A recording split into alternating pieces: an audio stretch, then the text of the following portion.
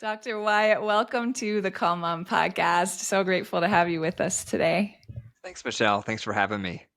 You guys, we just did a swap. So I just recorded for Dr. Wyatt's podcast, and now he's recording to be on the Call Mom. So we'll link that below too. So you guys can go check out his podcast and listen to me over there. And there's so many great resources for your relationships and your marriage. And I think it'd be a great complement to the work that you're doing from what you learn on the Call Mom podcast. But Dr. Wyatt, can you just share a little bit about yourself, your journey, the work that you do, your family, and your marriage, and just let everyone know who you are? Yeah. So let's see, where should I begin? So I've been married since 1999, and my own relationship has had highs and lows. And so when I help couples, I'm definitely helping them from both a professional and a personal perspective. Because I know what it feels like to be hanging on by a thread and feel hopeless and not have your needs met. But I also know how it feels to resolve resentments and fall back in love. And so we've kind of done the whole deal, my wife and I, through the years. And so I definitely can relate a lot with the couples I work with. On the education side, so I have a master's and a doctorate in clinical psychology. I'm a licensed psychologist, and I've been in private practice in Boulder, Colorado since 2004, and I specialize in couples. And so I eat and breathe couples. That's all I do. It's my niche, for better or for worse. But I'm really passionate about it. My personal mission Yeah, statement is to lower the divorce rate one marriage at a time. man. And so I really enjoy it. And all the things I create are for couples to develop better relationships. That's awesome. I feel your passion in that.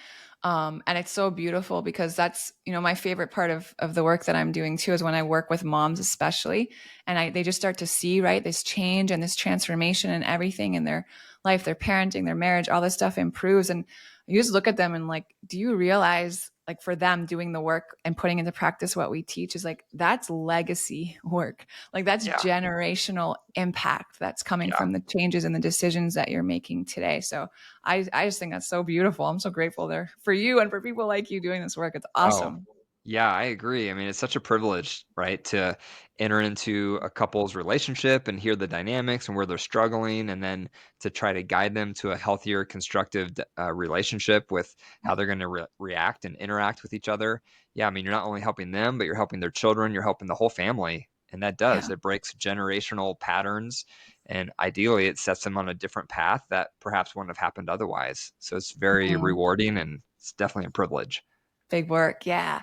Okay. So you mentioned when we were just recording for your podcast about your framework when it comes to conflict in a relationship. And I want to learn and hear more about it because it just sounded so good.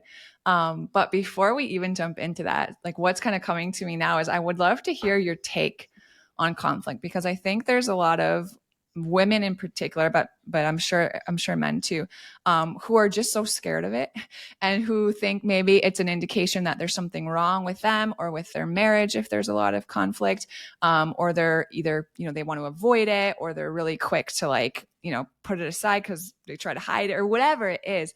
So I would just love your take on like how normal, how important or not is conflict in a marriage, and then let's have some tools to deal with it. Yeah. Yeah. I mean, what I say often is conflict is inevitable. How you deal with it Mm. is optional. And so it's healthy to have conflict, Yeah. especially if it's healthy conflict, because all of us have needs, right? All of us have certain things we want or don't want in our relationship, and certain things hurt our feelings, certain things bother us, frustrate us.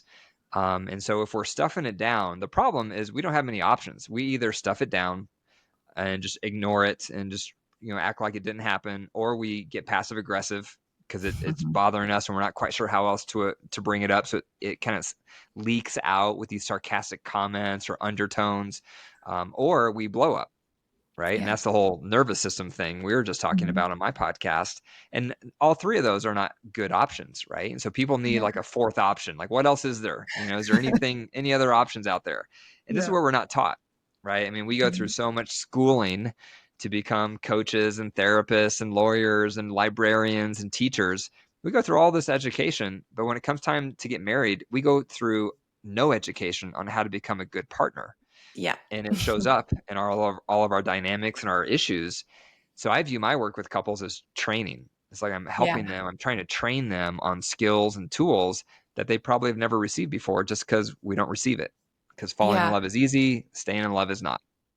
Yes, and it all, or at least for me, I'll say this for myself. There's so such of a shift when you have kids, because Yeah. like I heard with my husband all the time, people talking about like, man, marriage is so hard. It takes so much work. It's so hard, and we were like, bah, this is easy. Like we're best friends. We go to dinner at 10 p.m. We can sleep in. Like we can work whenever we want. This is amazing. I don't know what they're talking about. And then we had kids, and we're like, oh, oh, this is what they were talking about. Like we have Yes. no instructions for this. This is really, really, really hard. Yeah. And my wife and I have 4 kids, and they're right now they're from 14 up to 21.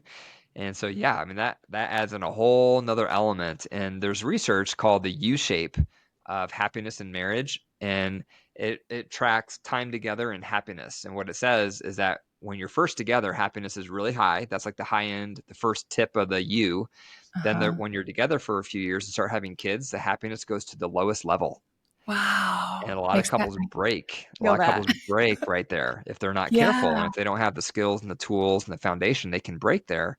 But for couples who work through it and learn how to, really develop a good teamwork and healthy relationship, they keep going. And as those kids get older, and then their relationship gets happier, and then it goes back up to the other side of the U where happiness is high again. Wow. That So yeah, so it's not just us that makes saying, so much yeah, sense. raising kids is hard. It's actually research supported where that tends to be the lowest level of happiness in the marriage also. Wow. So that connects so many dots. It makes so much sense. Okay, so let's talk about it. When conflict arises, teach us, however you want to, where we should start in your framework and kind of what it looks like, and then practically how people can start putting it to Yeah. use. Yeah, so I call it the diamond approach. And so what that is the moment either partner starts getting flooded to try to catch it with their symptoms, whether their heart's starting to race or their brain's getting tingly or their palms are getting sweat or their voice is getting louder, trying to catch it even before that, like the Mm, pre-flooded stage is ideal. And one or both can just say the word flooded. They just need to say it, flooded. And the okay. reason for that is because if you keep engaging when you're flooded, that means you're in fight, flight, or freeze. That's when the damage happens to your relationship Mm, because you say hurtful things, you say things that are exaggerated, things you can't take back. And the more you have those kind of interactions, the more it creates emotional scar tissue in your yeah. relationship. And that's creates a distance between you and Yeah. your partner. You don't feel as safe anymore after those kind of conversations. So it's really important to catch it, and it's hard to catch it. And so it's a Yeah. growth area just to catch it and say the word flooded, because the more flooded you get, the less impulse control you have. So the Right. goal is we got to learn to catch it earlier and earlier and earlier while we still have self control. Um, so I'll say the whole framework and then maybe I'll unpack it if that Okay. works. Yeah. Perfect. So the first tip of the diamond is one or both partners say flooded. Then you go your separate ways for 20 minutes up to 24 hours to deflood, to get out of fight, flight, or freeze. Once you're both calm, you come back together, and then you're going to pull out a tool called the mini reunite tool.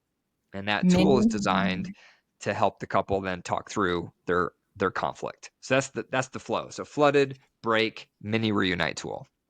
Wow. Okay.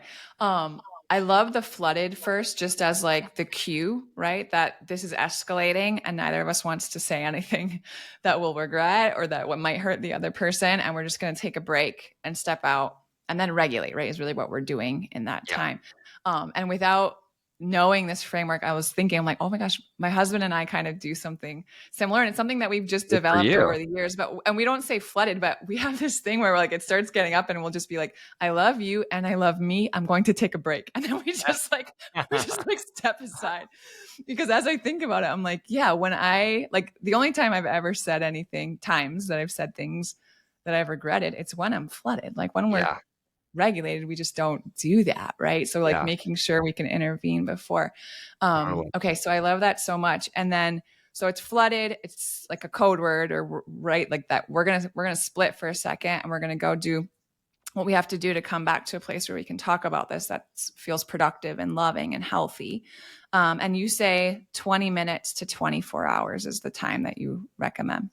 Right. Right. And so research shows it tends to take 20 minutes at the minimum to get Okay. fully out of fight, flight, or freeze. So that's why that 20-minute minimum is in there. Because what you don't want is to take a 5-minute break or a 10-minute break, and then you try to talk about it again, but one or You're both of you are still still flooded, heated. and then it Yeah. just re-escalates, right? Okay. The reason there's a cap of 24 hours is so that the avoiders don't use flooded as an excuse to just keep avoiding the topic. Right. I'm still flooded. It's been 7 days. I'm still flooded. I can't talk about it. Right. So that would Yeah. happen. And so that's why there's a cap, because like I mentioned in the reverse interview, usually relationships have a pursuer and a withdrawer, and the pursuer like, hey, we're going to keep talking about it now. I don't care if we're flooded or not. So for them Yeah. to back off, they need the commitment that we are going to revisit this within 24 hours, or I else they love won't that. back off. Right. Right. Right. So in that way, it's a win-win, so that the withdrawer gets their space because they're not being pursued anymore, and the Yep. pursuer gets what they want, which is resolution within 24 hours. I love it. So, Yeah. what are some of the most helpful things that we can do during that time? Like, I assume just, stewing and spiraling is probably not helpful. Like, Yeah. what do you recommend people do? Yeah. And even with that note, if we go back up to the initial calling flooded, Okay. one kind of pothole to watch out for is if your partner says flooded, don't override it. Because some people, Uh, they'll hear the word flooded and they think, this isn't flooded, we can keep talking. And they just override, because the word flooded should be a boundary word, because you're not yeah. saying it only if you feel flooded, you're also saying it if you feel like your partner's getting flooded. Okay. But you don't call them out and say, you're getting flooded, because that will make them more flooded. You just say the word flooded. And that Got means it. either I'm feeling flooded or I think you're getting flooded. I'm just saying one word, flooded. And so it creates a boundary, because a lot of Yeah. people are married to someone who has a shorter temper, and they get more hot fast, and it Hmm. feels scary.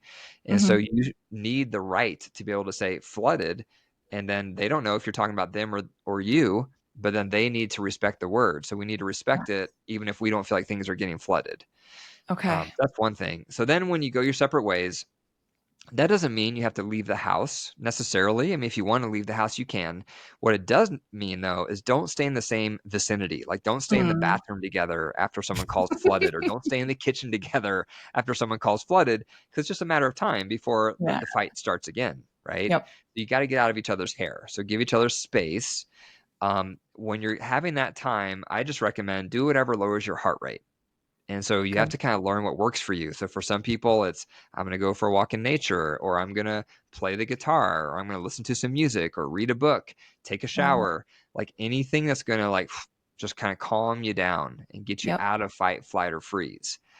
Once you're out of fight, flight, or freeze, don't assume your partner's out of it. That's another mistake, a Mm. pothole. Okay. If one partner calms down and then they approach their partner and they say, okay, let's talk about it, but their partner's still in fight, flight, or freeze, and then it re-escalates. So you have to respect the pace that your partner defloods, because it might be different than yours. So once Yeah. you're calm, you can just reach out to your partner through a text, or you can just ask them like, "Hey, I'm calm." You can say to them, "I'm calm. I'm ready for the mini reunite tool. Let me know when you are." And Mm. so that's how you That's can really good. navigate that, just to respect the pace that each partner is going through with the getting out of fight, flight, or freeze. Yep. Really good. So And with then, that, yeah, go yeah. ahead. I was Yeah. going to ask what's next, but it sounds like you're Okay. going there. Yeah. So the next one is I call it the mini reunite tool. I have a lot of tools that I teach couples, and that's one of them. It's a derivative of a bigger tool I teach called the reunite tool. The reunite tool is when you have a long-standing resentment and you're not quite sure how to talk about it because your partner gets defensive. Like, how do we even do this? The reunite tool, the full one, is for that type of situation where it's like, hey, here's a pattern of behavior I'm resentful about. Okay. Um, so the mini reunite tool is just an adaptation of the full one, but it's designed for when there's a conflict, when both partners are upset. Okay. Okay. So the reason the mini is so important is because so many couples get flooded and then sweep it under the rug. They don't have Hmm. any resolution. And then Right. before long, it's not just like a little lump under the rug, it's like a mountain under the Mm. rug, Yep. right? And now I don't feel like we're friends. We have all these unresolved conflicts. I don't want to be intimate with you because we have all these unresolved resentments. So where do we even start? Now I'm Yeah. overwhelmed and I'm feeling hopeless. And Yep. that's what happens.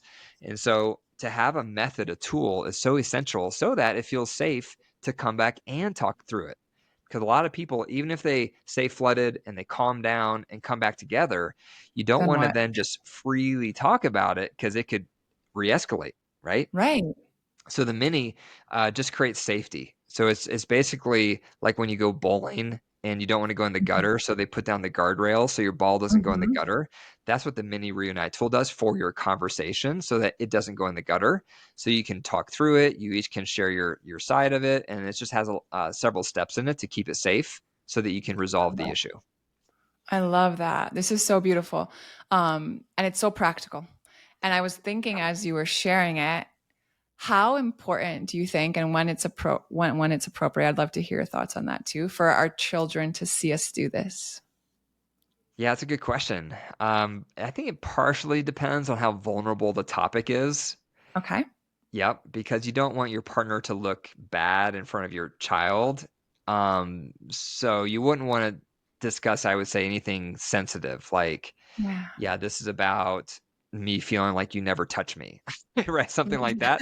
I would Yeah. say let's don't 5-year-old's do that probably in front not of the ready kid. for that. Yeah. Yeah, yeah. But if it's something around, you know, uh, Taking out the garbage or something. chores, yeah, Yeah. something like a little more family friendly topic, then yeah, this could be a good tool. And actually, I encourage, and I do this with our own kids, when they Uh-huh. have conflict, I have them do the diamond. I'm like, okay, we're gonna go in our separate corners, cool Yeah. off. When you guys are calm, let's come together. We're gonna do the mini. And so I have Yeah. my kids pull out the mini and follow the mini. So they're already trying to learn it from a young age so that they can see like, wow, there's a process to this. There's a method. Yeah. Yeah. So I And start think, practicing yeah, it for when they have their own that's relationship. right. That's right. I love So, it. and between them, right? Between the siblings, if you have Yep. siblings and they have fights, Yeah. you can use it that way. That's so good. Um, Okay, so I would anticipate that a lot of the people listening, all the people listening, are like, okay, I want to try this with my partner, right? It's like the women are listening and they're like, oh, this sounds like would be super helpful. How do you propose that conversation start and be presented to a partner? Yeah. I would say something like this. It depends on the dynamic and if there's a pattern of this, but let's say there is. Let's say there's a Mhm. pattern of we have conflicts and we don't resolve them, we sweep it under the rug. I Yeah. would say something like this. If I woke up in those shoes, I would say to my partner something like this. You know how we have a tendency to have conflict and then we don't resolve it because it just doesn't go well. Um, how would you feel about learning a method where we both can feel heard? We both can see how what we each did that contributed, and we can end with solutions to make things better. Would you be open to learning something like that so that we can stop sweeping things under the rug? Because if we can resolve these conflicts better, I know I'm going to feel more connected with you, and that's going to lead Mhm. to just overall better connection on all levels. Yeah. I love that. And it's clear and there's no judgment and there's no blame and there's no, Yep. right? No need to be defensive in any of that. Awesome. Hmm. Okay, so that kind of leads me to the next thing that I wanted to talk about with you, because you've been talking about resentment a little bit, right? You've kind of alluded to it, and I know it could be this thing that starts small and then it grows so big, and it does. It's such a leaky emotion, and then all of a sudden it's like the eye roll here and the snide comment there, and we're like, who even said that? Like, it doesn't even sound like me. I don't even know where that came from. Um, and I think a lot of that, and I want your take on it too, stems from one, either not realizing that we have unmet needs, and then two, not really knowing how to express those right in a healthy way to our partner. I even just think back to early on in my marriage. We just celebrated 15 years of being married, and our daughter, I remember when she was born, I had all of these expectations about how my husband was going to be a dad and how he was going to help in the middle of the night and do diapers and all the things I remember my dad doing, who's the oldest, who's had 5 kids, and I'm the oldest. So, like, I remember him being so involved. Now I realize he had to learn that over time, have Uh-huh. practice and experience. But I just expected my husband to know how to do all these things without even realizing I had those expectations. So then all of a sudden, when he didn't help me feed the baby at night or change the diaper at 2 a.m. or whatever it was, I was like, I never said anything. And so much resentment grew. And it was only when I really started doing a lot of this work that I'm like, oh, and I learned and I could express it and things were able to heal. But I know I encounter women every day who are just experiencing so much resentment and they don't even really know why or where it started or how to ask for the things that they're realizing that they need that aren't being met. So I'd love for your take and a little bit of teaching on that. Sure. Yeah. I mean, definitely clarifying expectations is always a helpful thing, especially if it's something new, like Okay. parenthood. Going on a vacation is another That's really common, that where it's like is, one yeah. partner's like, "Oh, we're gonna have sex every day." And the other partner's like, "We're not gonna have sex at all. It's just like a break from everything." Like Right. with I want to do different, nothing. yeah, different expectations. Now we're gonna Yeah. have conflict. So yeah, so I think anytime you enter into a new chapter, a new whatever, even a new vacation, it's important to talk through like, what are you thinking this is gonna look like? Okay. What are your expectations? Like, what are you hoping this is gonna turn into? Just having that conversation in and of itself is a great start because a lot of couples don't talk about those expectations, like you said. Yeah. If you want to make it a regular part of your marriage, there's a I love tool it. that I teach on called the love buckets. Okay. The love buckets, the way to think about love buckets is we all have a bucket inside of us, and your partner is the faucet. So when you're first falling in love, they have that faucet on full blast, and it's filling up your bucket, it's filling it up until it's full. And when your love bucket Yeah. is full, that's when you fall in love with someone. And you think getting Mm. married is the most logical decision because my love bucket's full. You filled it up, right? So Yeah. now you're married. Now you've been together for a little while, and without realizing it, often it's unintentional. Your partner Yeah. turns down the faucet and now there's just a drip of water going in your bucket. Mm. And meanwhile, they start doing things you don't like, things Yeah. that bother you, hurt your feelings, your needs aren't being met. And that creates a hole in the bottom of your bucket and water starts leaking out. So Wow. over time, if you're not careful, that full love bucket that made you say, I do, gets lower and lower and lower until it's dry. And Wow. that's Yeah. when conflicts start erupting more because a dry love bucket promotes conflict and vice versa. A full love bucket promotes grace. And That is such so a great visual. yeah, so learning how to fill up both partners' love buckets, not just one, but both, is the key. And so the tool I teach around that is designed to help couples. Like, how do I start filling up your bucket while I stop draining it? Because if I'm Wow. just filling it up and if I keep draining it, it's just water in, water out, Yeah. right? And so the Yep. goal for all of us to become really great partners is I got to learn how to fill up your bucket while I stop draining it at the same time. Wow, and I love something I love so much about what you just said is your phraseology in that wasn't like here's what you need to do to start filling my love bucket and stop draining it. Your question was what can I do to start filling your bucket and stop Uh-huh. draining your bucket? It's Yeah. like from a place of really serving and loving our partners instead of Yeah. having to like, right? Uh-huh. Yeah, Yeah. that's exactly right. And the practical side of it is both partners will list off, here's the three fillers I Okay. need to feel loved and What are satisfied. some examples that would be Yeah, fillers? this piggybacks off of love languages, and a lot of people Yeah. have heard of love languages, and that says here's five, and you only have five to choose from, and you usually pick like a primary and a secondary. This model says there's actually nine that are common, Okay. but it's not exhaustive, and so you can Yeah. pick whatever makes you feel loved. So you're not refined or boxed in, but some common ones can be emotional intimacy, affection, quality time, sexual intimacy, recreation, physical Yeah. attraction, support my interest, adoration. And those are all really common ones. Awesome. Yep. Um, so the first goal is what are my needs? A lot of people Yeah. don't even know, and so That's they have right. to first figure out like what are my top three. And some Yep. people want to list like four or five or six, and you can't do that because it's going to overwhelm your partner. It's just too much. Yeah. Um, but most people, if you can really hone in and do well on their top three, then that's usually enough to make them pretty Yeah. happy. Then Yeah. the drainer side is now you got to pick the top three drainers your partner does that drains your bucket. So that Hmm. might be sloppy, they're defensive, they can be critical, they can be controlling. It could be how they handle money, it could be how they parent. I mean, it could be Yeah. anything, right? Yeah. What I tell people is fillers are pretty stable no matter who you're married to. Because Okay. if you Yeah, love that makes affection, sense. yeah, if you love affection, you would need affection no matter who you're with, right? Right. Whereas the drainers are specific to who you're married to, because every partner Yeah. is going to have their own set of problems. Yep. Yeah, yeah. So So that's the first step. You just make that list. Okay. Oh, and I was contrasting it with the love languages. So love languages says there's 5. This one says there's 9, but it's not exhaustive. But the other main difference is we include the drainers. Because again, Yeah. if you're doing a great job filling up your partner's bucket, but you're also draining it, all those Yes. fillers won't make a difference. Right. It's like you're giving me all the gifts, but at the same time, I don't even want to receive them because I'm so mad about, Yeah, the way you're yelling at me or whatever it is, right? It's like you true. have to work both sides of it. Yes. Yeah. Yes. And what I love about that, and I think it's the same is true for the love languages, is that we want to learn how our partners receive love because our tendency is to just like, and that was true for my marriage too, right? My husband's love language is words of affirmation. So he would always be giving me like compliments and stuff. And like for me, I'm like, I don't care, whatever. I'm like, I want to just like, I want you to do things for me. Like when you Ah, fill my car with gas or when you like clean the kitchen, I'm like, oh, that's how I feel loved.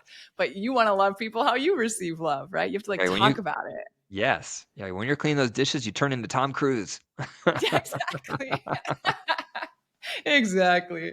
Yeah. It's so funny. Oh, hmm that's really helpful. And one last comment around that Yeah. is it's coming at it from being a heart of a student. There's multiple learning curves to the love buckets, and there's even a number system that goes along with it. So you're going to get qualitative feedback and quantitative. Mhm. The qualitative side is once a week you ask your partner, "What did I do right, I love and it. how can I improve?" And you Yeah. ask them that on each filler and on each drainer. And so Wow. that gives you a lot of feedback. So let's say your partner's one of their fillers was affection. So I would be asking them, what did I do right on affection this week? And they tell me. I'm like, Yeah. okay, that's good for me to know, like what I'm doing right, so I can keep doing it. And then I'm gonna say, how Yeah. can I improve? And that's where the refinement comes in because that's where I'll learn like, oh, they don't like it when I, touch their back when they're cooking. They rather I come up and rub their shoulders. I didn't realize that. But now we've just communicated. Now I'm learning, I'm getting more efficient on how to love my So partner because every yeah. week I'm asking them, what I do right? How can I improve on every single filler, on every single drainer? And so I'm constantly getting refined on how to become a better partner from feedback from my partner. I could not love this more. This is so good. It's This is so powerful. good. Yeah. Yeah, it is. And for those of you listening that are like, either one, I'm not sure I could have this conversation, or two, like that would be super awkward to sit down with my partner and have this conversation. I just encourage you so much to like push past that awkwardness. And if like, if you have a family meeting or sit down over coffee, this weekend and, draw your buckets and explain what you're doing and talk about it and listen back to this episode and follow what Dr. Wyatt's teaching, because I think, it's never going to be as awkward as that first time, but the investment in your marriage and making this a practice of opening communication around the things that fill your bucket and the things that drain your bucket, and practicing communicating without the blame and defensiveness and the labels and the always and the nevers and all of those things, like that is found. I think that's just so foundational to a relationship we all want to have and aspire to. Yeah. And going back to your original point, it prevents resentments because Yeah. now I'm able to talk about what I feel once a week. My partner is asking me how Yeah. they did on each of these Yeah. items. So I no longer have to bottle it up. I don't have to keep it Yeah. in. I'm able to share. I'm able to get it out. And then hopefully I see my partner working at it and making some progress, just like I'm Yeah. trying to work at it to make progress for him or her. And Yeah. so now the resentments are dissolving and love Yeah. buckets are getting fuller. And that in and of Right. itself, again, is going to reduce the conflicts. Right. And ultimately, like, we want to meet each other's needs and we want to serve each other in these ways. Sometimes we just don't even know. So, Yeah. like, what a beautiful way to just realize and then communicate it. Yeah, and we assume that we know Yeah. what our part, even if we get as far as, okay, I see their fillers, I see their drainers, it's easy to then think, oh, I know what they mean by those. But you Mm-hmm. really don't. So I shared the story with my own marriage where my wife, one of her fillers is affection, and I was touching her the wrong way. And so, like, for years, she's like, I just feel like you don't give me enough affection. And I was like, what do you mean? I'm like, patting you on the back. I'm squeezing your arms. Because for me, I was raised by a mom, and that's how she touched me. She would squeeze my arms and pat me on the back and give me bear hugs. Oh. So that's how I was Uh-huh. touching my wife, thinking that I'm giving her affection. I'm doing great. And then Yeah. she's like, I hate that. I was like, what? She's like, I don't like that kind of touch. I like light tickles. Just give me light tickles. And I was like, I hate light tickles. And she's like, I don't care. This is my love bucket, not yours. And so that kind of stuff happens, right? But if we Yeah. weren't communicating, which we weren't initially before we started doing the love buckets, I thought I was doing a great job. And just to find out that I was touching her in the way she did not like at all. Wow, I could totally see that. Yeah. That's so helpful. This has been so good. I've learned a lot. I feel like I can even turn around and like refer people to you and these frameworks because I think I just love it so much. So thanks for being with us and teaching these and pouring into all the listeners. Let everyone know how they can hear more from you. Let them know about your podcast and then the work that you have. Sure. Yeah, I think my podcast, since this is all podcast listeners right now, my podcast is probably the best way to connect with me. It's called the Dr. Wyatt Show. Normally, I put out 1 to 2 episodes a week. So yeah, the Dr. Wyatt Show. Then also my website, if you want to learn more about my resources, is drwyattfisher.com. Perfect. We will link all of that in the show notes. But thanks so much for being with us today. I really appreciate it and really Yeah, enjoyed thanks, this Michelle. conversation. Sure Yeah. thing. I appreciate being here.